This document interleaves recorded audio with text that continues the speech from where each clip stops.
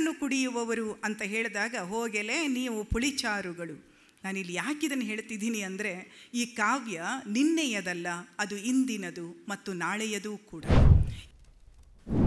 ಇಳಾಭಾರತ ಕಾವ್ಯವನ್ನು ಪ್ರವೇಶ ಮಾಡೋಕ್ಕಿಂತ ಮೊದಲು ಇದರ ಕವಿಯಾಗಿರುವ ಡಾಕ್ಟರ್ ಧರಣಿದೇವಿ ಮಾಲಗತ್ತಿ ಅವರ ಬಗ್ಗೆ ಸಣ್ಣ ಒಂದೆರಡು ಮಾತುಗಳನ್ನು ಹೇಳೋಕ್ಕೆ ಇಷ್ಟಪಡ್ತೀನಿ. IPS ಅಧಿಕಾರಿಯಾಗಿ ಸುಪ್ರಿಡೆಂಟ್ ಆಫ್ ಪೊಲೀಸ್ ಹುದ್ದೆಯಲ್ಲಿರುವಂತಹ ಆ ಅಧಿಕಾರ ಸ್ಥಾನಗಳನ್ನು, ಹಲವು ಅಧಿಕಾರ ಸ್ಥಾನಗಳನ್ನು ನಿಭಾಯಿಸ್ತಾ ಇರುವಂಥ ಇವರು ಶೈಕ್ಷಣಿಕ ಬದುಕು ಆರಂಭ ಆಗಿದ್ದು ಸರ್ಕಾರಿ ಕನ್ನಡ ಶಾಲೆಯಿಂದ. ಅಲ್ಲಿಂದ PUCಯಲ್ಲಿ science, BBM, MCom, Kannada MA, ನಿರ್ವಹಣಾ ಶಾಸ್ತ್ರದಲ್ಲಿ PhD, ಹೀಗೆ ಅವರ ಪರಿಚಯವನ್ನು ನಾವು ನೋಡಿದರೆ ಬಹುಶಿಸ್ತೀಯ ಅಧ್ಯಯನಗಳಿಗೆ ತಮ್ಮನ್ನು ತೆರೆದುಕೊಂಡವರು ಮತ್ತು ಅದನ್ನು ಸಾಧ್ಯವಾಗಿಸಿಕೊಂಡವರು. ನಾನು ನನ್ನ ಎಲ್ಲ ಮಾತುಗಳನ್ನು, ಇವತ್ತಿನ ಮಾತುಗಳನ್ನು ವಿದ್ಯಾರ್ಥಿ ಸಮುದಾಯವನ್ನು ಉದ್ದೇಶಿಸಿ ಮಾತಾಡ್ತಾ ಇದ್ದೀನಿ. ಮತ್ತು ಇಬ್ಬರು ಮಕ್ಕಳಾದ ಮೇಲೆ ಅವರು ಪೊಲೀಸ್ ಟ್ರೈನಿಂಗಿಗೆ ಹೋಗ್ತಾರೆ. ಆಗ ಮಾಧ್ಯಮದವರು ಒಂದು ಪ್ರಶ್ನೆ ಕೇಳಿದಾಗ, ಇದು ಕಷ್ಟ ಅನಿಸೋದಿಲ್ವಾ ಅಂತ ಕೇಳಿದಾಗ ಅವರು ಕೊಟ್ಟ ಉತ್ತರ ನನಗೆ ಯಾವಾಗಲೂ ನೆನಪಿನಲ್ಲಿದೆ. ಆ ಉತ್ತರ ಏನು ಅಂದರೆ, ಮನಸ್ಸು ಶಕ್ತಿಶಾಲಿಯಾಗಿರ್ತದೆ ಮತ್ತು ಮನಸ್ಸು ದೇಹವನ್ನು ಮಣಿಸ್ತದೆ ಅನ್ನುವಂಥ ಮಾತನ್ನು ಅವರು ಹೇಳಿದರು. ಮತ್ತು ಅದನ್ನು ಅವರು ತಮ್ಮ ಬದುಕಿನಾದ್ಯಂತ ಅದನ್ನು ನಿರೂಪಿಸಿಕೊಂಡು ಬಂದವರು. ರೆಕ್ಕೆಗಳೊಂದಿಗೆ ಹುಟ್ಟಿದ್ದೀವಿ ಅಂದರೆ ಸಾಕಾಗೋದಿಲ್ಲ, ನಮಗೆ ರೆಕ್ಕೆಗಳಿದ್ದಾವೆ ಅನ್ನುವ ಎಚ್ಚರದಿಂದ ನಾವು ಬದುಕಬೇಕಾಗತ್ತೆ ಅನ್ನೋದನ್ನು ನೀವು ಇಂತಹ ಕೆಲವು ಅಪರೂಪದ ವ್ಯಕ್ತಿತ್ವಗಳ ಮೂಲಕ ಆ ಪಾಠವನ್ನು ಕಲಿಬೇಕು, ನೆನಪಿನಲ್ಲಿ ಇಟ್ಕೋಬೇಕು ಅಂತ ವಿನಂತಿಸ್ಕೊಳ್ತೀನಿ. ಈಗಾಗಲೇ ಸರ್ ಹೇಳಿದರು ನಿಮಗೆ, ಹಲವು ಸಾಹಿತ್ಯದ ಮಾದರಿಗಳಲ್ಲಿ ಅವರು ಕೆಲಸ ಮಾಡಿದ್ದಾರೆ. ಕಾವ್ಯ, ಅಂಕಣ, ವೈಚಾರಿಕ ಬರಹ, ಕಥೆ, ಅನುವಾದ, ಜೀವನ ಚರಿತ್ರೆ ಮತ್ತು ಈಗ ಈ ಮಹಾಕಾವ್ಯ, ಸುಮಾರು 26 ಕೃತಿಗಳನ್ನು ಅವರು ಕೊಟ್ಟರು. ಅವ್ರದ್ದೊಂದು ಪದ್ಯ ಸಖಿಗೆ ಅನ್ನುವಂಥ ಒಂದು ಪದ್ಯದಲ್ಲಿ ಅವರು ಹೇಳ್ತಾರೆ, ಕತ್ತಲೂರಿನ ದನಿಗೆ ಉತ್ತರವ ಹುಡುಕುತ್ತ ಎತ್ತಿಕೋ ಕನಸುಗಳ ಮುಂದೆ ಸಾಗು, ಕನಸು ಉಡಿಯಲ್ಲಿಟ್ಟು ಬೆಳಕು ಮುಡಿಯಲ್ಲಿಟ್ಟು ನಿನ್ನ ಹಾಡಿಗೆ ನೀನೇ ಜೀವವಾಗು. ನನ್ನ ಹಾಡಿಗೆ ನಾನೇ ಜೀವವಾಗುವ ಮಾರ್ಗದರ್ಶನವನ್ನು ಎಲ್ಲ ಯುವ ಪೀಳಿಗೆಯವರು ಪಡೆಯಿರಿ ಅಂತ ನಾನು ಪ್ರಾರ್ಥಿಸ್ಕೊಳ್ತೀನಿ. ಯಾಕೆಂದರೆ ನನಗಿದು ತುಂಬ ಕಾಡ್ತಾ ಇದೆ. ಬಹುಶಃ ಇವುಗಳಲ್ಲಿ ಯಾವುದೇ ಒಂದು ಕ್ಷೇತ್ರದಲ್ಲಿ ಒಂದು ಸ್ಥಾನವನ್ನು ಪಡೆದ ಮಾತ್ರಕ್ಕೆ ಅಲ್ಲಿಗೆ ಬದುಕೇ ಮುಗಿದು ಹೋಗುವಂತಹ ವಿದ್ಯಮಾನಗಳ ಮಧ್ಯದಲ್ಲಿ ನಮಗೆ ಧರಣಿದೇವಿಯವರು ಒಂದು ಅಪರೂಪದ ಚೈತನ್ಯವಾಗಿ ಕಾಣಿಸ್ತಾರೆ ಅನ್ನೋ ಕಾರಣಕ್ಕಾಗಿ. ಅವರು ಹುಟ್ಟಿದ್ದು ಬೆಳೆದದ್ದು ತುಳು ಸೀಮೆಯಲ್ಲಿ. ನಾನು ಇಡೀ ಅವರ ಪರಿಚಯ ಮಾಡೋಕ್ಕೆ ಹೋಗೋದಿಲ್ಲ, ಆದರೆ ನನ್ನ ಕಾವ್ಯಕ್ಕೆ ಬೇಕಾಗಿರುವ ಕೆಲವು ಅಂಶಗಳನ್ನು ತಗೊಳ್ತೀನಿ. ಆ ಕೂಡ್ಲ ಅಂದ್ರೇ ಕೂಡಿ ಬದುಕುವ ಜಾಗ. ಅದು ದಕ್ಷಿಣ ಕನ್ನಡದ ಬಂಟ್ವಾಳದ ಮಂಚಿ, ಕುಕ್ಕುಂಜೆ, ಬಹುಭಾಷಿಕ, ಬಹುಧಾರ್ಮಿಕ, ಬಹುಸಾಂಸ್ಕೃತಿಕವಾದ ನೆಲೆ. ಅದು ಅವರ ಪ್ರಜ್ಞಾ ಪ್ರವಾಹದ ಒಂದು ಭಾಗವಾಗಿಯೇ ಬೆಳೆದು ಬಂದಿದೆ ಅನ್ನೋದನ್ನು ಈ ಕಾವ್ಯವನ್ನು ಓದುವಾಗ ನಮಗೆ ಕ್ಷಣ ಕ್ಷಣಕ್ಕೂ ಅರಿವಿಗೆ ಬರ್ತದೆ. ಕೂಡ್ಲ ಭೌಗೋಳಿಕವಾಗಿ ಹಲವು ನದಿಗಳು ಸೇರಿ ಮತ್ತೊಂದು ಸಮುದ್ರವೇ ಆಗುವಂತಹ ಒಂದು ವಿಸ್ಮಯ. ಅದು ನದಿಯಾಗಿರೋದಿಲ್ಲ, ಅದು ಕಡಲಾಗತ್ತೆ, ಅದು ಮತ್ತೊಂದೇ ಆಗುವ ಪ್ರಕ್ರಿಯೆ. ಏನೆಲ್ಲ ಜೀವಜಾತಗಳು ಸೇರಿ ಬೆಳೆದು ಕಾಡಾಗತ್ತೆ. ಕಾಡು ಆಗಬೇಕು ಅಂದರೆ ಏನೆಲ್ಲ ಕೂಡಬೇಕು. ಬಹುಶಃ ಈ ಸ್ಥಿತಿ ಇದೆಯಲ್ಲ, ಯಾಕೆಂದರೆ ನಾನು ಕೂಡ ಅಂತಹದೇ ಒಂದು ಕರಾವಳಿ ಜಿಲ್ಲೆಯಿಂದ ಬಂದವಳಾಗಿ ಈಗ ನಾವು ಬಯಲುಸೀಮೆಯಲ್ಲಿ ಅಥವಾ ಇನ್ನೊಂದು ಕಡೆ ಬದುಕೋ ನಮಗೆ ನಮ್ಮ ಆ ಬಾಲ್ಯ ತೀವ್ರವಾಗಿ ಕಾಡತ್ತೆ ಅಥವಾ ನಮ್ಮೊಳಗೆ ಅದು ಜೀವಂತವಾಗಿ ಉಳಿದಿರ್ತದೆ. ಅಲ್ಲಿಯ ಯಕ್ಷಗಾನ, ತಾಳಮದ್ದಲೆ, ಪಾಡ್ದನ, ಪುರಾಣ, ಭಾಗವತ, ಜಾನಪದ ಕಥನಗಳು ಮತ್ತು ಬಾಲ್ಯದಲ್ಲಿ ಕೇಳಿಸಿಕೊಂಡಂತಹ, ಹಿರಿಯರಿಂದ ಕೇಳಿಸಿಕೊಂಡಂತಹ ಜೈಮಿನಿ ಭಾರತ, ಕುಮಾರವ್ಯಾಸ ಭಾರತ ಓದು, ಈ ಎಲ್ಲವೂ ಕೂಡ ಅವರ ಒಳಗಿನ ಕನ್ನಡವನ್ನು ಪೋಷಿಸಿದವು, ಬೆಳೆಸಿದವು, ಉಳಿಸಿದವು ಮತ್ತು ರೂಪಿಸಿದವು ಕೂಡ. ಅದರ ಜೊತೆಗೇ ಆ ಇಳಾಭಾರತದಲ್ಲಿ ಕನ್ನಡದ ಸಹಜತೆ ಇದೆ. ಅಲ್ಲಿ ಭಾಮಿನಿ ಷಟ್ಪದಿ ಇದೆ, ಅಲ್ಲಿಯ 36 ಪದ್ಯಗಳಲ್ಲಿ ಪರಿವರ್ಧಿನಿ ಷಟ್ಪದಿ ಇದೆ. ಈ ಷಟ್ಪದಿಗೆ ಮರಳಿ ಹೋಗೋದಕ್ಕೆ ಅವರಿಗೆ ಸಾಧ್ಯವಾಗಿದ್ದು ಯಾವುದು ಅಂತಂದರೆ ಅವರನ್ನು ಹುಟ್ಟಿ ಬೆಳೆಸಿ ರೂಪಿಸಿದ ಆ ಒಂದು ತಾತ್ವಿಕತೆ, ಅಲ್ಲಿಯ ಕನ್ನಡತನ ಅನ್ನೋದನ್ನು ನಾವು ಗಮನಿಸ್ಕೊಳ್ಬೇಕಾಗತ್ತೆ.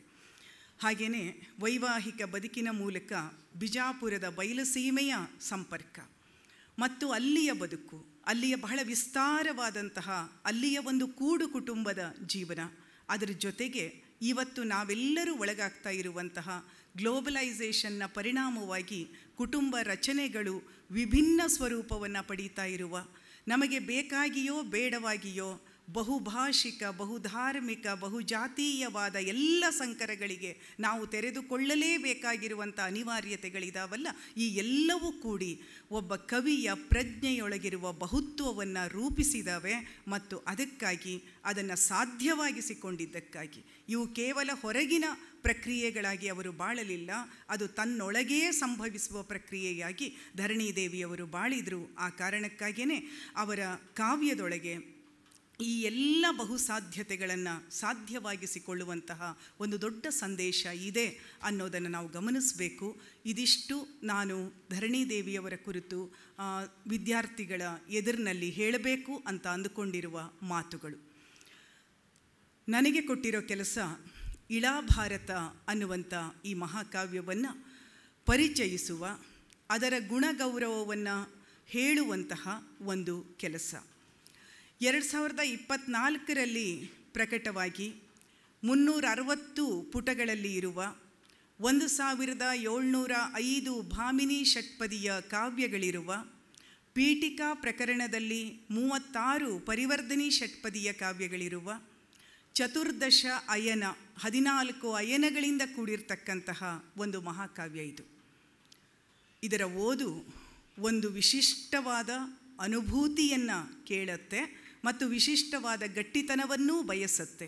ಅದು ಸುಲಭದಲ್ಲಿ ಅಂದರೆ ಸಾಧಾರಣವಾಗಿ ಇವತ್ತಿನ ವೇಗದ ಓದಿಗೆ ತೆರೆದುಕೊಳ್ಳೋದು ಕಷ್ಟ. ಅದರ ಒಳಗಡೆ ನಾವು ಪ್ರವೇಶವನ್ನು ಮಾಡಬೇಕಾಗತ್ತೆ.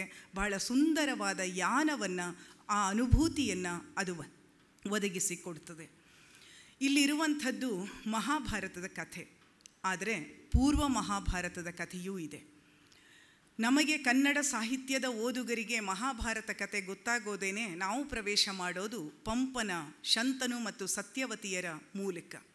ಬೇಡುವೊಡೆ ನೀವೆಮ್ಮ ಅಯ್ಯನಂ ಬೇಡಿರೆ ಅಂತ ಹೇಳಿದಂತಹ ಸತ್ಯವತಿ ನಮಗೊಬ್ಬ ದಿಟ್ಟ ಹೆಣ್ಣಾಗಿ ಕಾಣಿಸ್ತಾಳೆ ಪಂಪನಲ್ಲಿ. ಆದರೆ ಆ ನಂತರ ಅವಳು ಮರೆಯಾಗಿ ಹೋಗ್ತಾಳೆ. ಅವಳೆಲ್ಲೂ ಪ್ರಧಾನ ಧಾರೆಯ ಒಳಗಡೆ ಬಂದು ಎದುರಿಗೆ ನಿಂತ್ಕೊಳ್ಳೋದಿಲ್ಲ. ಆದರೆ ಈ ಕಾವ್ಯದಲ್ಲಿ ಸತ್ಯವತಿಯೇ ವಕ್ತೃಳು, ಅವಳೇ ಕತೆ ಹೇಳ್ತಿದ್ದಾಳೆ. ಇಡೀ ಕಥೆ ಅವಳ ನೆನಪಿನ, ಅವಳ ಅನುಭವದ, ಅವಳ ಜೀವನ ತತ್ವದ ದರ್ಶನದ ಒಳಗಡೆ ಅರಳುತ್ತಾ ಹೋಗುತ್ತೆ. ಮತ್ತು ಅದಕ್ಕೆ ಕೇಳುಗರಾಗಿರುವಂಥವರು ಅವಳ ಸೊಸೆಯಂದಿರಾದ ಅಂಬಿಕೆ ಮತ್ತು ಅಂಬಾಲಿಕೆಯರು. ಈ ಮೂವರು ವಾನಪ್ರಸ್ಥಕ್ಕೆ ಹೊರಟಿದ್ದಾರೆ, ನಡೀತಾ ಇದ್ದಾರೆ ಕಾಡಿನ ದಾರಿಯಲ್ಲಿ. ನಮಗೆಲ್ಲ ಗೊತ್ತಿರೋ ಹಾಗೆ ಈ ಎಲ್ಲವೂ ಕೂಡ ಈ ಆಶ್ರಮಗಳ ಕಲ್ಪನೆ ಇದ್ದದ್ದು ಕೂಡ ಗಂಡಸಿನ ನೆಲೆಯಲ್ಲಿ. ಆದರೆ ವಾನಪ್ರಸ್ಥಾಶ್ರಮಕ್ಕೆ, ಕಾಡಿಗೆ, ಆ ಅಗಮ್ಯದ ಪ್ರಯಾಣಕ್ಕೆ ಹೊರಟಂತಹ 3 ಹೆಣ್ಣು ಜೀವಗಳು ತಮ್ಮ ಕಥೆಯನ್ನು, ತಮ್ಮ ನೆನಪುಗಳನ್ನು, ಪ್ರಾಮಾಣಿಕವಾದ ನೆನಪುಗಳನ್ನು ಅಲ್ಲಿ ಹಂಚಿಕೊಳ್ತಾ ಹೋಗ್ತಾರೆ. ಹಾಗಾಗಿ ಹಸ್ತಿನಾಪುರದ ಬದುಕು ಇಲ್ಲಿ ತೆರೆದುಕೊಳ್ಳುತ್ತೆ. ಕರಿಪುರ ಕಾವ್ಯದಲ್ಲಿ ಹಸ್ತಿನಾವತಿ, ಹಸ್ತಿನಾಪುರ ಅಂತ ಬರಲ್ಲ, ಅದು ಕರಿಪುರವಾಗಿ ಬರುತ್ತೆ. ಆನೆಗಳಿರುವ ಊರು ಕರಿಪುರ. ಈ ಕುರುವಂಶದ 101 ಒಳಸುಳಿವುಗಳನ್ನು ಹೆಣ್ಣಿನ ಕಣ್ಣೋಟದಲ್ಲಿ ಸಾಕ್ಷೀಕರಿಸುವಂತಹ ಒಂದು ಪ್ರಯಾಣ ಇಲ್ಲಿ ಇದೆ. ನಾಡಿನ ಈ ಮೂವರು ಹೊರಟಂಥ ಸಂದರ್ಭದಲ್ಲಿ ಈಗಾಗಲೇ ಅರಮನೆಯೊಳಗಡೆ ಕೌರವರು ಪಾಂಡವರು ಬೆಳೀತಿದ್ದಾರೆ. ಮತ್ತು ಆ ಬೆಳವಣಿಗೆ ಹೇಗಿದೆ, ಗಾಂಧಾರಿ ಮತ್ತು ಕುಂತಿಯರ ಸ್ಥಿತಿ ಹೇಗಿದೆ ಅಂತಂದರೆ ಅವರೆಲ್ಲೋ ಮುಂದಿನ ಮಹಾಭಾರತ ಯುದ್ಧದ ಪೂರ್ವ ಸೂಚನೆಗಳು ಸಿಗ್ತಾ ಇದ್ದಾವೆ. ಬಹುಶಃ ಇವರ ಪ್ರಯಾಣಕ್ಕೆ ಒಂದು ಒತ್ತಾಯ ಏನು ಅಂದರೆ, ಸಾಕಾಗಿದೆ ಈ ಅಧಿಕಾರಶಾಹಿ ರಾಜಕಾರಣ, ಸಾಕಾಗಿದೆ ಈ ಯುದ್ಧಕೋರತನ, ಇದರಿಂದ ನಮ್ಮನ್ನು ನಾವು ಪಾರುಗಾಣಿಸಿಕೊಳ್ಳದೆ ಅನ್ಯಥಾ ದಾರಿಯೇ ಇಲ್ಲ ಅನ್ನುವಂಥ ದೃಢ ವಿಶ್ವಾಸದಲ್ಲಿ ಈ ಹೆಣ್ಣುಗಳು ಹೆಜ್ಜೆಯನ್ನು ಹಾಕ್ತಾ ಹೋಗ್ತಾರೆ. ಹಾಗಾಗಿ ಈ ನಡಿಗೆಯೇ ಒಂದು ಕಥನವಾಗಿ ಕೂಡ ನಮಗೆ ಕಾಣಿಸುತ್ತೆ. ಸತ್ಯವತಿ ಸೊಸೆಯಂದಿರಿಗೆ ತನ್ನ ಕಥೆಯನ್ನು ಹೇಳ್ತಾ ಹೋಗ್ತಾಳೆ. ಕಾವ್ಯದ ಕೊನೆಯಲ್ಲಿ ಸೊಸೆಯಂದಿರು ಅತ್ತೆಗೆ ತಮ್ಮ ಕಥೆಯನ್ನು ಹೇಳ್ತಾರೆ.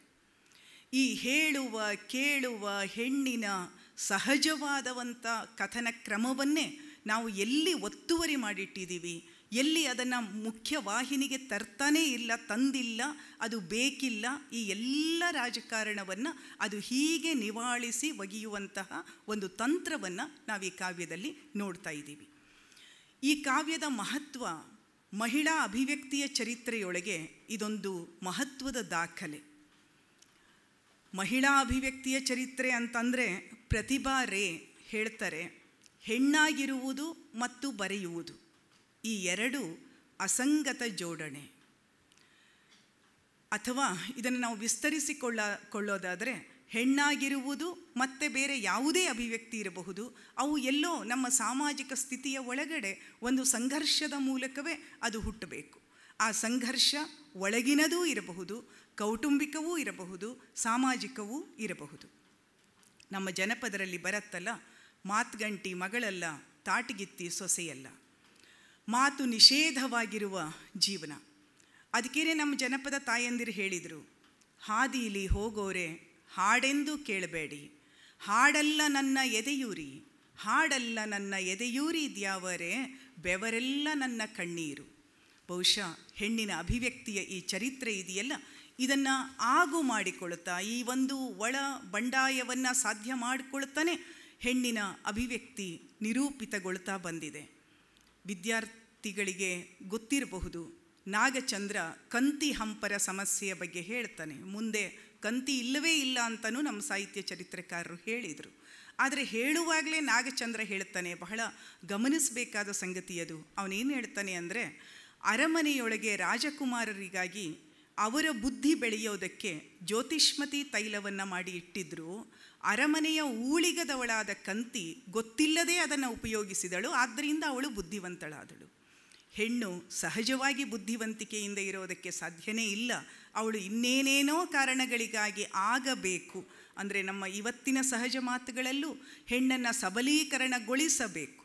ಹೆಣ್ಣು ಸಬಲವಾಗಿದ್ದಾಳೆ ಅಂತ ನಾವು ಸ್ವೀಕರಿಸ್ತಾನೆ ಇಲ್ಲ ಅನ್ನುವ ಹಿನ್ನೆಲೆಯೊಳಗಡೆ ನಾವು ಗಮನಿಸ್ಕೊಂಡ್ರೆ, ಇದು ಈ ಪುರುಷ ನಿರ್ಮಿತಗಳೇನಿದಾವಲ್ಲ, ಇದನ್ನು ದಾಟುವುದು ಬಹಳ ಕಷ್ಟ.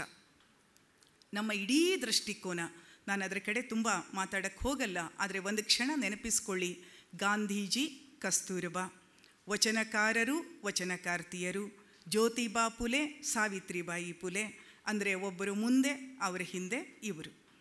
ಜೊತೆಗೆ ನಡೆದಿದ್ದೇವೆ, ದಾರಿ ನಮ್ಮದೂ ಆಗಿತ್ತು ಅನ್ನುವ ಹಕ್ಕೊತ್ತಾಯವನ್ನು ಹೆಣ್ಣು ಮಕ್ಕಳು ಹೇಳ್ತಾನೇ ಬಂದರು.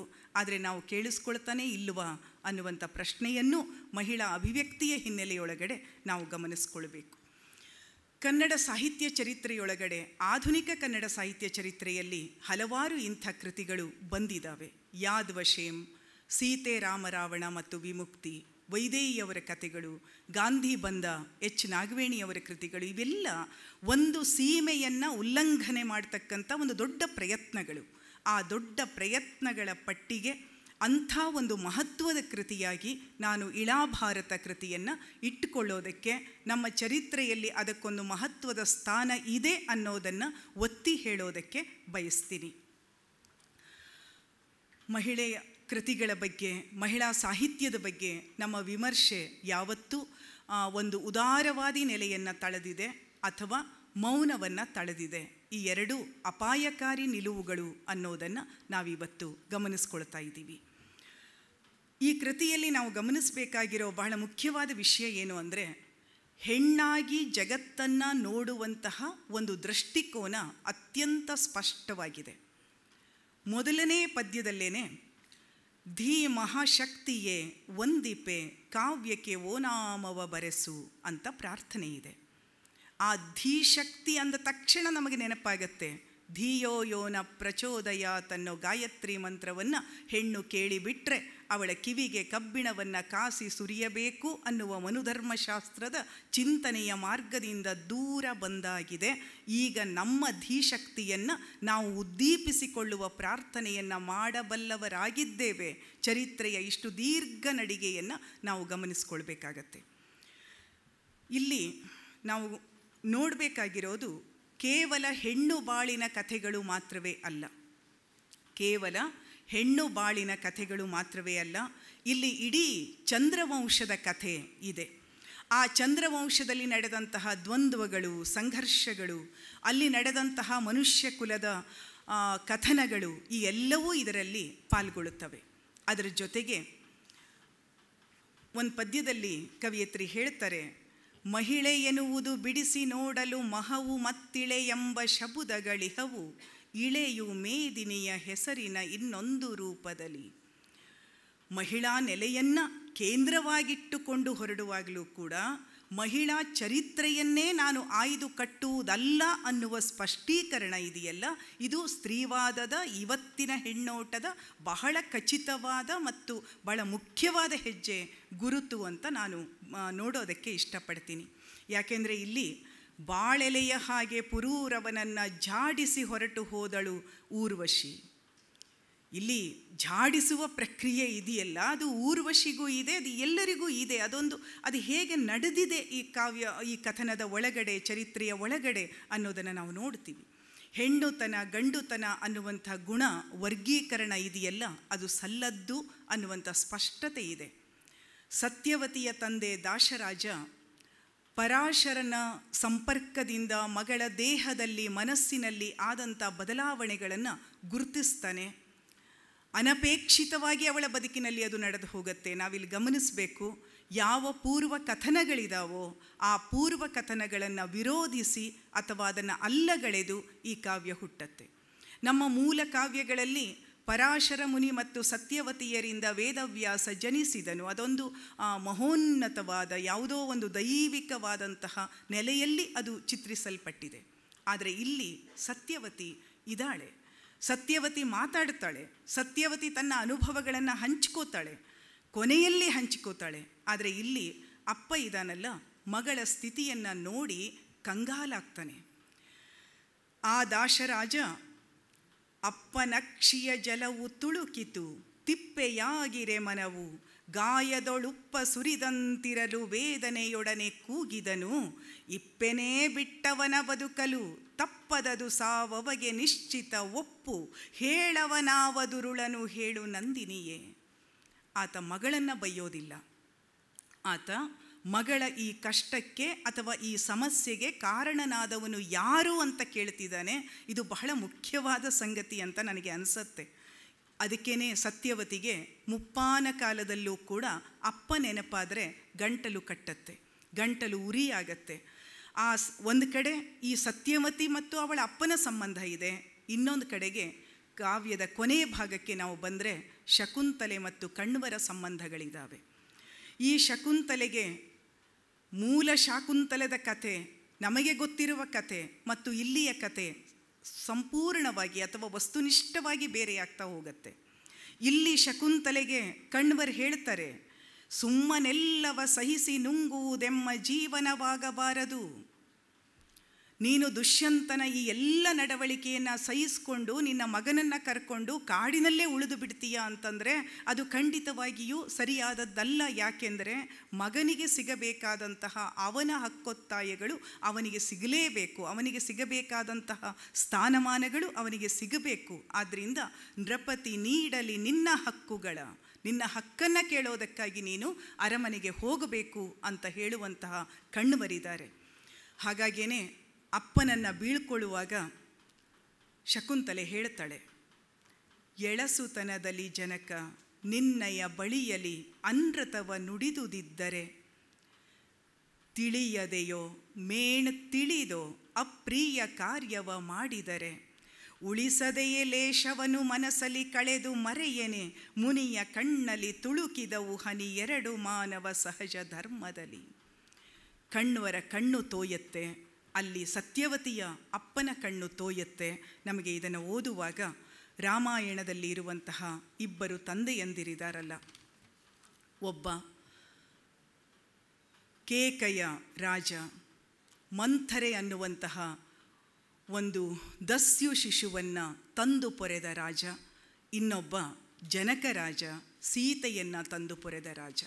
ಆ ತಾಯ್ತನ ಅನ್ನೋದಕ್ಕೆ ಯಾವ ಜೈವಿಕ ಹಂಗೂ ಇಲ್ಲ ಅನ್ನೋದನ್ನು ಬಹಳ ಖಚಿತವಾಗಿ ನಮ್ಮ ಕಾವ್ಯ ಹೇಳ್ತಾ ಹೋಗುತ್ತೆ.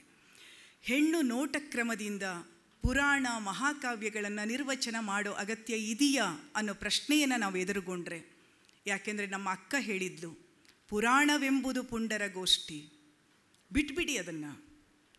ಆದರೆ ಬಿಟ್ಬಿಡ್ಬೇಕಾ? ಬಿಟ್ಟರೆ ಏನಾಗತ್ತೆ ಅಂದರೆ, ಆ ಪುರಾಣದ ಕಥನಗಳಲ್ಲಿ ಹೆಣ್ಣಿನ ಕುರಿತು ಯಾವ ನೆರೇಟಿವ್ಸ್ಗಳಿದಾವೋ, ಯಾವ ಚಿತ್ರಣಗಳಿದಾವೋ, ಆ ನೆರೇಟಿವ್ಸ್ಗಳು ಹಾಗೇ ಉಳ್ಕೊಳ್ತವೆ. ಅದನ್ನು ನಾವು ಬದಲಿಸದೇ ಇದ್ದರೆ, ಆ ಮೂಲವನ್ನು ನಾವು ಅಲಕ್ಷ್ಯ ಮಾಡಿದಷ್ಟು ಅದು ಒಂದಲ್ಲ ಒಂದು ರೂಪದೊಳಗೆ ಮತ್ತೆ ಸಾಕ್ಷಾತ್ಕಾರಗೊಳ್ತಾನೇ ಇರುತ್ತೆ. ಆದ್ದರಿಂದ ಅದನ್ನು ಬದಲಿಸಬೇಕಾಗಿರೋದು, ಅಲ್ಲಿ ಸತ್ಯವನ್ನು ಸರಿಯಾದದ್ದನ್ನು ಹೇಳಬೇಕಾಗಿರೋದು ಕಾವ್ಯದ ಧರ್ಮ ಅನ್ನುವಂಥ ಒಂದು ಎಚ್ಚರವನ್ನು ನಾವು ಈ ಕೃತಿಯ ಕುರಿತು ನೋಡಬೇಕಾಗತ್ತೆ. ನಾವು ಆ ಬೇರುಗಳನ್ನು ಕತ್ತರಿಸಿ ಹೊಸ ಕಸಿಗಳನ್ನು ಮಾಡಿಕೊಳ್ಳದೇ ಇದ್ದರೆ ಆ ಮೂಲ ರೂಪದಲ್ಲೇ ಅವು ಮತ್ತೆ ತಲೆ ಎತ್ತಿ ಬಿಡ್ತಾವಲ್ಲ ಅನ್ನುವಂಥ ಆತಂಕವನ್ನು ಗಮನಿಸ್ಕೊಳ್ಳೋದಾದರೆ, ಇಲ್ಲಿ ಅಂತಹ ಕಸಿ ಹೇಗೆ ನಡೆದಿದೆ ಅನ್ನೋದಕ್ಕೆ ಒಂದೆರಡು ಉದಾಹರಣೆಯನ್ನು ನಾನು ಕೊಡ್ತೀನಿ. ಮೊದಲನೇದಾಗಿ ಸತ್ಯವತಿ ಮತ್ತು ಪರಾಶರರ ಸಂಬಂಧ. ಸತ್ಯವತಿ ಮತ್ತು ಪರಾಶರರ ಸಂಬಂಧ ಇದೆಯಲ್ಲ, ಅದನ್ನು ದೈವೀಕರಿಸಲಾಗಿತ್ತು. ಆದರೆ ಇಲ್ಲಿ ಸತ್ಯವತಿ ಬಹಳ ಸ್ಪಷ್ಟವಾಗಿ ಹೇಳ್ತಾಳೆ, ಅದೊಂದು ಬಲಾತ್ಕಾರ, ಅದೊಂದು ಬಲವಂತಿಕೆ. ನನಗೆ ಯಾವ ಇಷ್ಟವೂ ಇಲ್ಲದೆ ಅಥವಾ ನನ್ನ ಇಷ್ಟಾನಿಷ್ಟಗಳನ್ನು ಗಮನಿಸದೆ, ನನ್ನ ಇಷ್ಟಾನಿಷ್ಟಗಳನ್ನು ವ್ಯಕ್ತಪಡಿಸುವ ಅವಕಾಶವೂ ಇಲ್ಲದೆ ನನ್ನ ಮೇಲೆಯೇ ನಡೆದು ಹೋದಂತಹ ಒಂದು ಸ್ಥಿತಿಯದು. ಹಾಗಾಗಿ ಸತ್ಯವತಿ ಇಲ್ಲಿ ತನ್ನ ಬದುಕನ್ನು ಪ್ರವೇಶ ಮಾಡಿದ ಇಬ್ಬರ ಕುರಿತು ಮಾತಾಡ್ತಾಳೆ. ಬಹಳ ಬಹಳ ಆಶ್ಚರ್ಯ ಅನಿಸುತ್ತೆ. ಒಬ್ಬನು ಋಷಿಯಾಗಿರುವ ಪರಾಶರ, ಇನ್ನೊಬ್ಬ ಮಹಾರಾಜನಾಗಿರುವ ಶಂತನು. ಕೊನೆಯಲ್ಲಿ ಅವಳು ಹೇಳ್ತಾಳೆ, ಮಗಳ ವಯಸ್ಸಿನವಳಲ್ಲಿ ಮನವನಿಟ್ಟನು ಶಂತನು. ಮಗಳ ವಯಸ್ಸಿನವಳಲ್ಲಿ ಮನವನಿಟ್ಟನು ಶಂತನು. ಆದರೆ ಅದನ್ನು ಸಹಿಸ್ಕೊಳ್ಬೇಕಾಗತ್ತೆ. ಇದು ಹೆಣ್ಣಿನ ಬದುಕಿನ ಬಿಕ್ಕಟ್ಟುಗಳು. ಇನ್ನೊಂದು ಕಡೆಗೆ ಶಕುಂತಲೆಯ ಕಥೆ ನಮಗೆ ಗೊತ್ತಿದೆ, ಜನಜನಿತವಾದ ಕಥೆ ನಮಗೆ ಗೊತ್ತಿದೆ. ಅಲ್ಲಿ ಮೇನಕೆ ಮಗುವನ್ನು ಬಿಟ್ಟಳು, ಇಷ್ಟೇ ನಮಗೆ ಗೊತ್ತಿರೋದು. ಆದರೆ ಆ ಮೇನಕೆಯ ಒಳಗಡೆ ಇರುವ ತಹತಹ ಏನು? ಅದರಲ್ಲೂ ಮುಂದೆ ನಾವು ನೋಡ್ತೀವಿ, ಮೇನಕೆ ಇಂದ್ರನನ್ನೇ ಪ್ರಶ್ನೆ ಮಾಡ್ತಾಳೆ. ಆದರೆ ಪ್ರಶ್ನೆ ಮಾಡಬಹುದೇ ಹೊರತು ಅದನ್ನು ಧಿಕ್ಕರಿಸೋದಕ್ಕೆ ಅವಳಿಂದ ಸಾಧ್ಯ ಆಗೋದಿಲ್ಲ. ಇಲ್ಲಿ ಅಕ್ಕ ಹೇಗೆ ಚನ್ನಮಲ್ಲಿಕಾರ್ಜುನನಿಗಾಗಿ ಹಂಬಲಿಸುತ್ತಾಳೋ ಅದೇ ರೀತಿಯೊಳಗೆ ಮೇನಕೆ ಈಗಾಗಲೇ ಋಷಿ ಹೊರಟು ಹೋಗಿದ್ದಾನೆ, ಕಳಲ ಕೂಸನ್ನು ಕಾಡಿನಲ್ಲಿ ಬಿಟ್ಟು ಹೋಗಬೇಕು. ಅವಳು ಅಲ್ಲಿಯ ಚರಾಚರಗಳನ್ನು ಪ್ರಾರ್ಥಿಸ್ತಾ ಹೋಗ್ತಾಳೆ ಮತ್ತು ಅವಳಿಗೆ ಹೆಜ್ಜೆಯ ಸಪ್ಪಳ ಕೇಳಿಸುತ್ತೆ. ಕಣ್ಣುವರು ಬರ್ತಾರೆ. ಕಣ್ಣುವರು ಆ ಹಸುಗೂಸನ್ನು ಎದೆಯಲ್ಲಿ ಅಪ್ಪಿಕೊಳ್ಳುವವರೆಗೂ ಮರೆಯಲ್ಲಿ ನಿಂತು ಕಣ್ಣೀರು ಮಿಡಿದ ತಾಯಿ ಮೇನಕೆ ನಮಗೆ ಇಲ್ಲಿ ಎದುರಾಗ್ತಾಳೆ. ಯಾರು ನಮಗೆ ವಿಸ್ಮೃತಿಗೆ ಸಂದು ಹೋಗಿದ್ದಳೋ ಆ ಮೇನಕೆ. ಕಣ್ವರ್ಷಿಯ ಇದರ ನಂತರದ ಸಂದರ್ಭದಲ್ಲಿ ನಮಗೆ ಗೊತ್ತಿದೆ, ದುಷ್ಯಂತ ಮಹಾರಾಜ ಬಂದಿದ್ದಾನೆ ಮತ್ತು ಶಕುಂತಲೆ ಕೂಡ ಅವನನ್ನು ಒಪ್ಪಿದಾಳೆ, ಅವನನ್ನು ಇನಿಯನನ್ನಾಗಿ ಅವಳು ಒಪ್ಪಿಕೊಂಡ್ಲು ಅಂತ. ಯಾಕಂದರೆ ನಮಗೆ ವೈದೇಹಿಯವರ ಕತೆ ಹೇಳುತ್ತೆ, ಶಕುಂತಲೆಯೊಂದಿಗೆ ಕಳೆದ ಉಪಾಖ್ಯಾನ ಒಂದು ಆ ಕಥೆಯೊಳಗಡೆ ಒಂದು ಮಾತು ಬರ್ತದೆ, ದುಷ್ಯಂತನನ್ನು ಒಪ್ಪಿಕೊಂಡೆ, ಒಲಿದೆ, ಅವನಿಗಾಗಿ ಅಲ್ಲ ನನಗಾಗಿಯೇ. ಇದು ಹೆಣ್ಣು ಆಲೋಚನೆಯ ಒಂದು ಕ್ರಮ. ಆದರೆ ಇಲ್ಲಿ ಶಕುಂತಲೆ ಭಾಳ ಸ್ಪಷ್ಟವಾಗಿ ದುಷ್ಯಂತನಿಗೆ ಹೇಳ್ತಾಳೆ, ಕಣ್ವರ್ಷಿಯ ಸುತೆಯು ನಾ ಮನವ ನೀಡೆನು ಎಂದಿಗೂ. ತಂದೆಯ ಅನುಮತಿ ಇಲ್ಲದೇನೆ ನಾನು ನಿನ್ನನ್ನು ಗಾಂಧರ್ವ ವಿವಾಹವಾಗೋದಕ್ಕೆ ಸಾಧ್ಯವೇ ಇಲ್ಲ ಅಂತ ಭಾಳ ಸ್ಪಷ್ಟವಾಗಿ ಹೇಳುವ ಶಕುಂತಲೆಯನ್ನು ನಮಗೆ ಈ ಕಾವ್ಯದಲ್ಲಿ ಇಳಾಭಾರತದಲ್ಲಿ ನಾವು ನೋಡ್ತಾ ಇದ್ದೀವಿ. ಯಾಕೆ ಅಂತಂದರೆ ಅವಳು ಹೇಳ್ತಾಳೆ, ನನ್ನಂತೆ ಒಂದು ಜೀವವ ಅಡವಿಯಲ್ಲಿ ಬಿಡಲಾರೆ ರಾಜನೇ. ನನ್ನಂತೆಯೇ ಒಂದು ಜೀವ ಅಡವಿಯಲ್ಲಿ ಅನಾಥವಾಗಿ ಬೀಳೋದನ್ನು ನಾನು ಊಹಿಸಿಕೊಳ್ಳಲಾರೆ. ತಾಯಿ ಇಲ್ಲದೆ ತಂದೆ ಇಲ್ಲದೆ ಕಣ್ವರೇ ಎಲ್ಲರೂ ಆಗಿ ಬೆಳೆದಿರುವ ನಾನು ಕಣ್ವರಿಗೆ ಎಂದಿಗೂ ಕೂಡ ಅಪಚಾರವನ್ನು ಮಾಡಲಾರೆ ಅಂತ ಬಹಳ ಸ್ಪಷ್ಟವಾಗಿದ್ದಾಳೆ ಅವಳು. ಆದರೂ ಆತ ದುಷ್ಯಂತ ಪಳಗಿದವನು, ನಂಬಿಸಬಲ್ಲವನು, ಒಪ್ಪಿಸಬಲ್ಲವನು ಮತ್ತು ಅವನು ಗೆಲ್ಲುತ್ತಾನೆ ಮತ್ತು ಶಕುಂತಲೆ ಸೋಲ್ತಾಳೆ. ಗಾಂಧರ್ವ ವಿವಾಹಕ್ಕೆ ಈ ಕಾವ್ಯದಲ್ಲಿ ಒಂದಿಷ್ಟು ಸ್ಪಷ್ಟೀಕರಣ ಬರುತ್ತೆ. ಅದೇನು ಅಂದರೆ, ಶಕುಂತಲೆ ಹಠ ಹಿಡಿತಾಳೆ 4 ಜನರ ಸಾಕ್ಷಿಯಲ್ಲೇ ವಿವಾಹ ಆಗಬೇಕು ಅಂತ, ಮತ್ತು ವಿವಾಹ ಅಲ್ಲಿಯ ಆಶ್ರಮದಲ್ಲಿರುವ ಮತ್ತು ರಾಜ ಮನೆತನಕ್ಕೆ ಸಂಬಂಧಪಟ್ಟ ಕೆಲವರ ಸಾಕ್ಷಿಯಲ್ಲಿ ವಿವಾಹ ನಡೆಯುತ್ತದೆ ಅನ್ನೋದನ್ನು ನಾವು ಗಮನಿಸಬೇಕು ಈ ಕಾವ್ಯದಲ್ಲಿ. ಹಾಗಾಗೇ ಕೊನೆಯಲ್ಲಿ ಇಲ್ಲಿ ನಾವು ಗಮನಿಸಬೇಕು ಏನು ಅಂದರೆ, ಕಣ್ವರು ಶಕುಂತಲೆಯನ್ನು ತುಂಬು ಗರ್ಭಿಣಿಯನ್ನು ಕಳಿಸೋದಿಲ್ಲ ಅಲ್ಲಿಗೆ. ಇಲ್ಲಿ ಈಗಾಗಲೇ ಸರ್ವದಮನ ಹುಟ್ಟಿದ್ದಾನೆ, ಬೆಳೀತಾ ಇದ್ದಾನೆ, ಓಡಾಡುವ ಹುಡುಗನಾಗಿದ್ದಾನೆ. ಓಡಾಡುವ ಹುಡುಗನಾಗಿರೋ ಸಂದರ್ಭದಲ್ಲಿ ಕಣ್ವರು ಹೇಳ್ತಾರೆ, ಈ ಮಗನ ಹಕ್ಕಿಗಾಗಿ ನೀನು ಹೋಗಬೇಕು ಅರಮನೆಗೆ ಅಂತ ಕಳಿಸಿಕೊಡ್ತಾರೆ. ಹಾಗೆ ಹೋದಾಗ ಅಲ್ಲಿ ಅಕ್ಷರಶಃ ಈ ಕಾವ್ಯದಲ್ಲಿ ಕೋರ್ಟ್ ಮಾರ್ಷಲ್ ನಡೆಯುತ್ತೆ. ನಮಗೇನು ಚಿಂತನೆ ಇತ್ತಲ್ಲ, ಅವಗುಂಠನವನ್ನು ಹಾಕಿಕೊಂಡಿರುವ ಶಕುಂತಲೆ ನಮಗಿಲ್ಲಿ ಕಾಣೋದಿಲ್ಲ.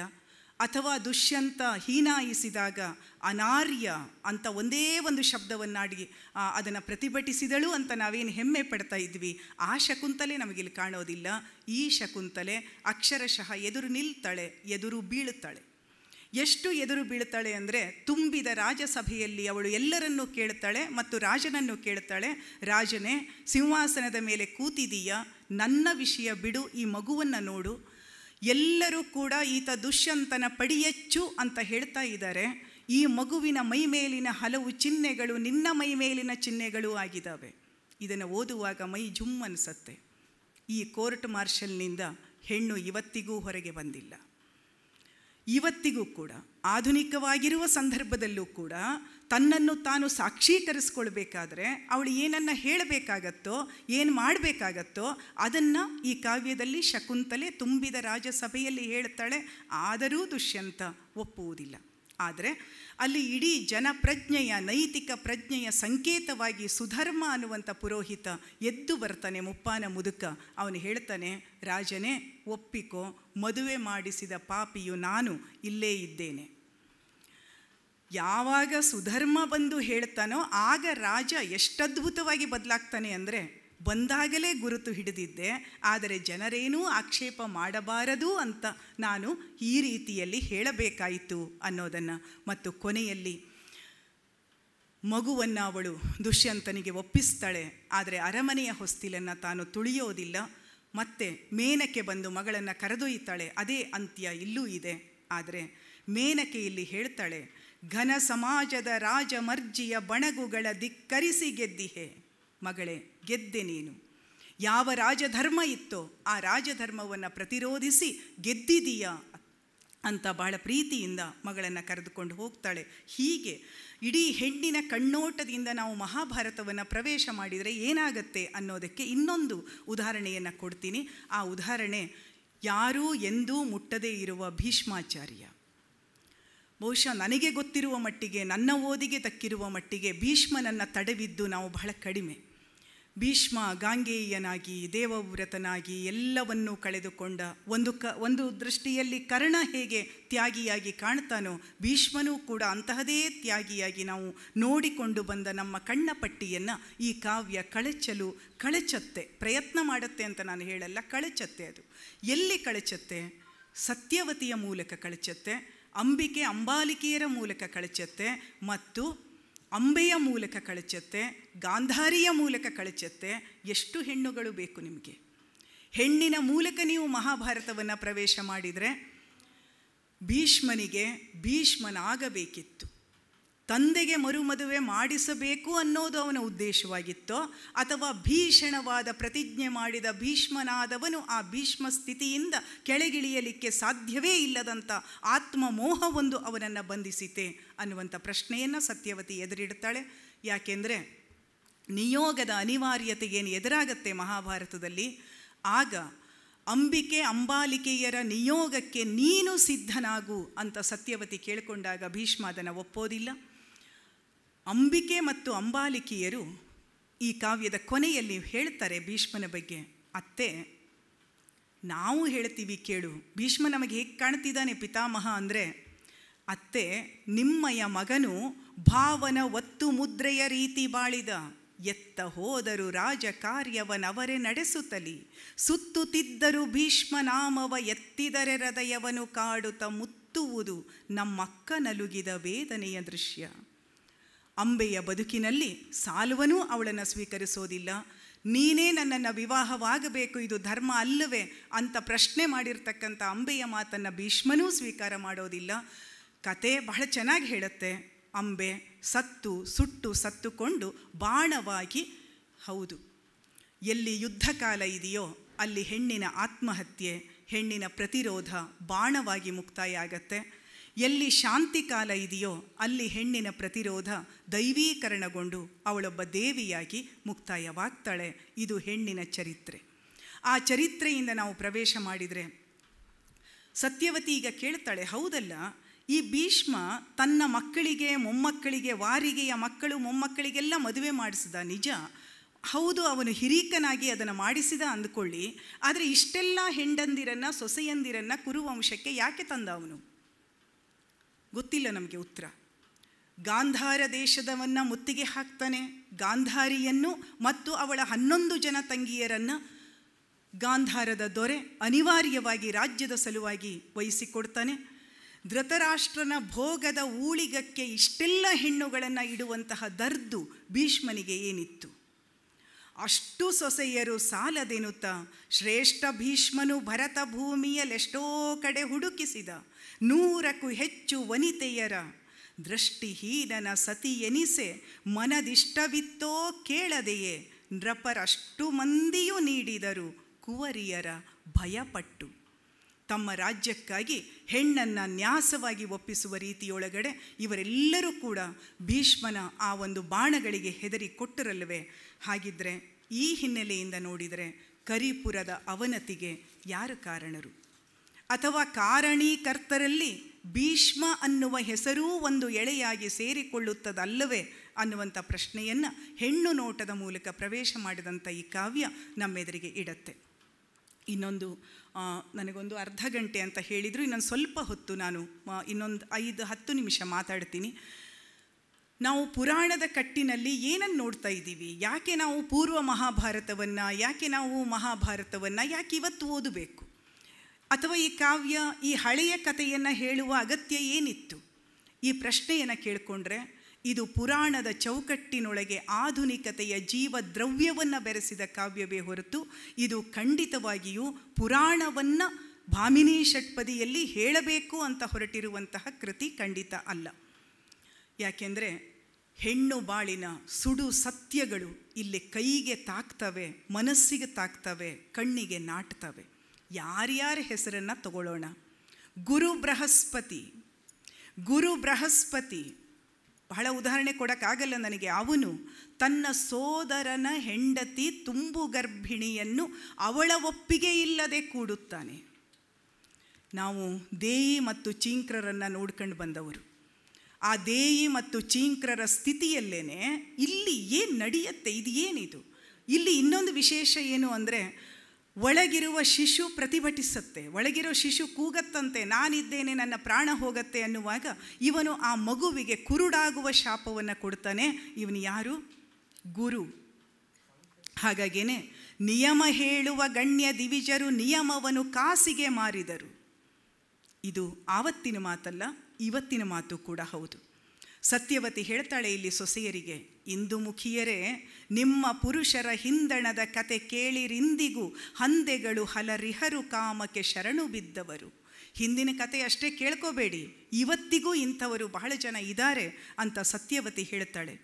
ಹೆಣ್ಣಿಗೆ ಹಾಗಿದ್ರೆ ಇನ್ನೊಂದು ಪ್ರಶ್ನೆ, ಇವತ್ತಿನ ವರ್ತಮಾನದ ಹೆಣ್ಣಿನ ಪ್ರಶ್ನೆ ಇದೆಯಲ್ಲ, ಹೆಣ್ಣಿಗೆ ಅಗತ್ಯವೆನಿಸುವ, ಹೆಣ್ಣಿಗೆ ಬೇಕೆನಿಸುವ ಸಾಂಗತ್ಯದ ಸ್ವರೂಪ ಏನು ಅನ್ನೋ ಪ್ರಶ್ನೆಯನ್ನು ಕೇಳಿಕೊಂಡ್ರೆ ಇಲ್ಲಿ ಅಶೋಕ ಸುಂದರಿಯ ಪಾತ್ರ ಬರುತ್ತೆ. ಈ ಅಶೋಕ ಸುಂದರಿ ನಹುಷನನ್ನು ಬಯಸ್ತಾಳೆ, ಕಾಯ್ತಾಳೆ, ತಪಸ್ಸು ಮಾಡ್ತಾಳೆ. ಅವಳಿಗೆ ಎಲ್ಲರೂ ಹೇಳ್ತಾರೆ, ನೀನು ವಯಸ್ಸಿನಲ್ಲಿ ಹಿರಿಯಳು. ಅದಕ್ಕೆ ಅವಳ ಉತ್ತರ, ದೇಹವನ್ನು ಮೋಹಿಸುವ ಪುರುಷರ ಮೋಹವೇತಕ್ಕೆ, ಭೋಗ ಸಂಸ್ಕೃತಿ ದಾಹವೇತಕ್ಕೆ ಮರುಳೆ, ಹೃದಯಕ್ಕೆ ಮುದಿತನವು ಬರದು.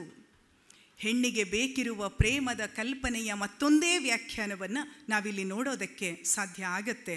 ಹಾಗೆಯೇ ಆಧುನಿಕ ಹೆಣ್ಣಿನ ಸಂವೇದನೆಗಳಿದಾವಲ್ಲ, ಈ ದೇಹವನ್ನು ವಿಕ್ರಯದ ವಸ್ತುವಾಗಿಸಿಕೊಂಡಿರುವ ಇವತ್ತಿನ ಸ್ಥಿತಿ ಮತ್ತು ಆವತ್ತಿನ ಸ್ಥಿತಿ, ಮತ್ತೆ ಮತ್ತೆ ಇಲ್ಲಿ ಪುನರಾವರ್ತನೆಯಾಗುವ ಮಾತೇನು ಅಂದರೆ ದೊಡ್ಡವರ ಸಣ್ಣತನಗಳು.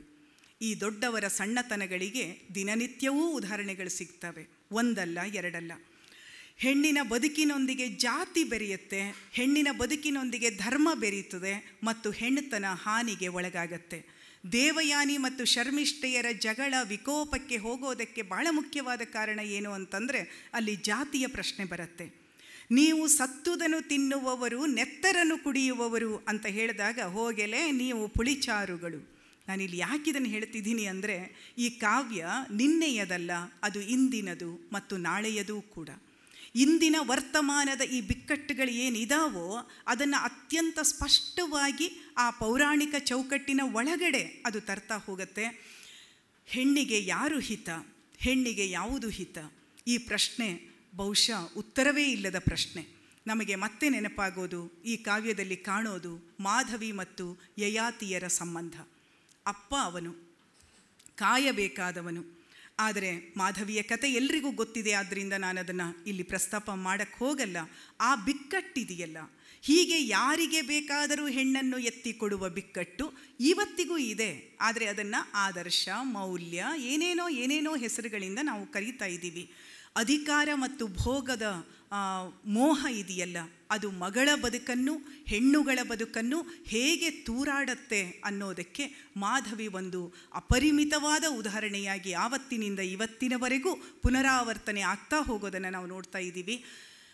ಇಡಿಯಾದ ಒಂದು ಓದಿಗೆ ಈ ಕಾವ್ಯದ ಬಗ್ಗೆ ಎಲ್ಲವನ್ನೂ ಹೇಳಿಬಿಡ್ತೀನಿ ಅನ್ನುವಂಥದ್ದು ನನ್ನ ಭಾವನೆ ಅಲ್ಲ. ಆದರೆ ಒಂದು ಓದಿಗೆ ಇನ್ನೊಂದು ಕೆಲವೇ ನಿಮಿಷಗಳಲ್ಲಿ ನಾನು ಮಾತನ್ನು ಮುಕ್ತಾಯ ಮಾಡೋದಾದರೆ, ಈ ಕಾವ್ಯ ಭಾಳ ವಿಸ್ತಾರವಾಗಿದೆ. ಎಷ್ಟು ವಿಸ್ತಾರವಾಗಿದೆ ಅಂದರೆ ಒಂದೊಂದು ಅಧ್ಯಾಯವೂ ಒಂದೊಂದು ಪ್ರತ್ಯೇಕ ಕಾವ್ಯಕ್ಕೆ ವಸ್ತುವಾಗುವಷ್ಟು ವಿಸ್ತಾರವಾದಂತಹ ಸಂಕೀರ್ಣವಾದಂಥ ನೆಲೆಯನ್ನು ಅದು ಹೊಂದಿದೆ. ಒಂದೊಂದು ಅಧ್ಯಾಯವೂ ಒಂದು ಸುದೀರ್ಘ ಕಾವ್ಯ ಬೇಡುವ ವ್ಯವಧಾನವನ್ನು ಬೇಡತ್ತೆ ಅದು ಓದಿಗೆ. ಹಾಗಾಗಿ ಒಂದು ಕಾವ್ಯದ ಓದು ಅಂತಂದರೆ ಅದು ಆ ಕಾಲದಿಂದ ಈ ಕಾಲದವರೆಗೆ ಹೊಕ್ಕು ಹೊರಡುವ ನೇಯ್ಗೆಯ ಒಂದು ಅದ್ಭುತವಾದಂತಹ ತಾಕತ್ತಾಗಿ ಇಲ್ಲಿ ನಿರೂಪಣೆಗೊಂಡಿದೆ ಅನ್ನೋದನ್ನು ನಾನು ಬಹಳ ಪ್ರೀತಿಯಿಂದ, ಬಹಳ ಗೌರವದಿಂದ ಹೇಳೋದಕ್ಕೆ ಇಷ್ಟಪಡ್ತೀನಿ. ಇನ್ನೊಂದು, ಗಂಡು ಹೆಣ್ಣಿನ ಸಂಬಂಧ ಇದೆಯಲ್ಲ, ಗಂಡು ಹೆಣ್ಣಿನ ವೈಯಕ್ತಿಕ ಸಂಬಂಧವೇ ಕುಟುಂಬಕ್ಕೂ ಮೂಲ, ಸಮಾಜಕ್ಕೂ ಮೂಲ, ಎಲ್ಲದಕ್ಕೂ ಮೂಲ. ಹಾಗಾಗಿಯೇ ಇಲ್ಲಿರುವ ಎಲ್ಲ ಅಧ್ಯಾಯಗಳು ಗಂಡು ಹೆಣ್ಣಿನ ಮಧ್ಯದ ಒಲವಿನ ನಿಷ್ಕರ್ಷೆ ಏನು, ಅದರ ಗುಣಮಟ್ಟ ಏನು, ಅದರಲ್ಲಿ ಅಸಮಾನತೆಗಳು ಯಾವುದು, ಆಕ್ರಮಣ ಯಾವುದು, ಒತ್ತುವರಿ ಯಾವುದು, ಇದು ಹೆಣ್ಣಿಗೆ ಮಾತ್ರ ಅಲ್ಲ ಇಡೀ ಬದುಕಿಗೆ ಅನ್ಯಾಯವನ್ನು ಮಾಡುತ್ತಲ್ವೇ ಅನ್ನುವಂಥ ಪ್ರಶ್ನೆಯನ್ನು ಅದು ಇಡ್ತಾ ಹೋಗುತ್ತೆ. ಹೆಣ್ಣು ಮಕ್ಕಳ ಆಯ್ಕೆಯ ಅಧಿಕಾರವನ್ನು ಕಸಿದುಕೊಳ್ಳಲಾಗಿದೆ ಆವತ್ತಿನಿಂದ ಇವತ್ತಿಗೂ, ಮತ್ತು ಆವತ್ತಿನಿಂದ ಇವತ್ತಿಗೂ ಈ ಆಯ್ಕೆಯ ಅಧಿಕಾರಕ್ಕಾಗಿ ಹೆಣ್ಣುಗಳು ಸಂಘರ್ಷವನ್ನು ನಡೆಸಿಕೊಂಡೇ ಬಂದಿದ್ದಾರೆ. ಎಲ್ಲೂ ಕೂಡ ಇವರು ಸೋತು ಕೈ ಚಾಚಿ ಕೈ ಚೆಲ್ಲಿ ಸುಮ್ಮನೆ ಕೂತಿಲ್ಲ, ಅಲ್ಲೂ ಇಲ್ಲ ಇಲ್ಲೂ ಇಲ್ಲ. ಹಾಗಾಗಿ ಮಾಧವಿ ಇಲ್ಲಿ ಒಂದು ಮಾತನ್ನು ಹೇಳ್ತಾಳೆ, ಗಾಲವನ ಜೊತೆಗೆ ಮಾತಾಡಬೇಕಾದ್ರೆ, ನಿಮಗೇನಪ್ಪ ಎಲ್ಲದಕ್ಕೂ ಧರ್ಮ ಇದೆ, ಎಲ್ಲದಕ್ಕೂ ನಿಮಗೆ ಧರ್ಮ ಇದೆ. ಎಲ್ಲಿವರೆಗೆ ಧರ್ಮ ಇದೆ? ನನ್ನನ್ನು ಒಬ್ಬನ ಹತ್ರ ಅಡವಿಟ್ಟು 1 ವರ್ಷದ ಆ ಒಂದು ಮಗುವಿಗೆ ನಾನು ಜನ್ಮ ಕೊಟ್ಟ ಮೇಲೆ ಕರ್ಕೊಂಡು ಹೋಗ್ತಾ ಇದೆಯಲ್ಲ, ಎದೆಯಲ್ಲಿ ಮೊಲೆಯಲ್ಲಿ ಹಾಲು ಸೋರುತ್ತಿರುವಾಗ ಬಾಣಂತಿಯನ್ನು ಹೊಡ್ಕೊಂಡು ಹೋಗ್ತಾ ಇದೆಯಲ್ಲಪ್ಪ. ಹೌದು, ನಿನಗೆ ಯಾವ ದಾರಿ ಇದೆ ಅಂದರೆ, ಬೆರೆತ ಮೇಲೆಯೂ ಕನ್ನೆತನವದು ಮರಳಿ ಬರುವಂತೊಂದು ಚಂದದ ವರವ ನೀಡಿದರಾಯಿತು ಮಂಗಳಬಹುದು ಹರಿಕತೆಗೆ. ನೀವು ಕಟ್ಟಿರುವ ಕತೆಗೆ ಎಲ್ಲಿ ಶುಭ ಮಂಗಳವನ್ನು ನೀವು ಮಾಡ್ತೀರಿ? ಗಂಡಾಳಿಕೆಯ ನಿರೂಪಣೆಗಳು ಎಲ್ಲಿ ಶುಭ ಮಂಗಳವನ್ನು ಮಾಡ್ತವೆ ಅಂತಂದರೆ, ಮಾಧವಿಗೆ ಕನ್ಯೆತನ ಮರಳಿ ಪ್ರಾಪ್ತವಾಯಿತು. ಅದಕ್ಕೇನೆ ಇಲ್ಲಿ ಮಾಧವಿ ಗಾಲವನಿಗೆ ಪ್ರಶ್ನೆ ಮಾಡ್ತಾಳೆ, 4 ಮಕ್ಕಳ ತಾಯಿ ನಾನು, ನೀನು ಮದುವೆ ಆಗ್ತೀಯಾ ಅಂತ.